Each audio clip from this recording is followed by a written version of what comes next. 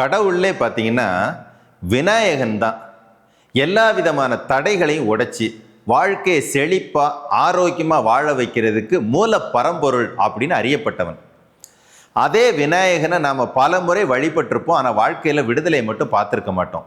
அப்படி விநாயகனை எப்படி வழிபடுறது, விநாயகன்னா யாரு, அவனால் நமக்கு கிடைக்க போகும் அந்த அதிசயமான பலன்கள் என்ன அப்படின்னு தெரிஞ்சா போதும், உங்க வாழ்க்கையிலே அதிசயம் நடக்கும். இந்த உடம்புல தனஞ்சயன் என்ற காற்றை சித்தர்கள் விநாயகன்னு சொல்றாங்க. அந்த தனஞ்சயனை மட்டும் உங்களுக்கு பயன்படுத்த தெரிஞ்சா உங்க வாழ்க்கையிலே நீங்க நினைச்சு பார்க்க முடியாத அதிசயங்கள் நடக்கும். இதுவரைக்கும் தனஞ்சய தந்திராவை ஒரு நாள் உபதேசமாக தான் நீங்க சபையில பார்த்துருப்பீங்க. அந்த ஒரு நாள் உபதேசத்திலே நிறைய சேஞ்சஸை நாம பண்ணி காட்டியிருக்கிறோம், சவால் விட்டு. இப்போ அது 2 நாளாக மாற்றி இருக்கிறோம். முற்றிலும் மாறுபட்ட கோணத்தில் நீங்கள் எப்படிப்பட்ட உடம்பு பாதிப்பில் இருந்தாலும் சரி, மனசு பாதிப்பில் இருந்தாலும் சரி, 2 நாள் முடிஞ்சு நீங்கள் போகும்போது புது மனுஷனாக போவீங்க. தனஞ்சயனை பற்றின புதிய அற்புதமான ரகசியங்களை எல்லாம் தெரிஞ்சுக்கிட்டு போவீங்க. வாழ்க்கையே உங்களுக்கு பிடிச்ச மாதிரி மாறினதை தெரிஞ்சுக்கிட்டு தான் போவீங்க. குருவே சரணம்.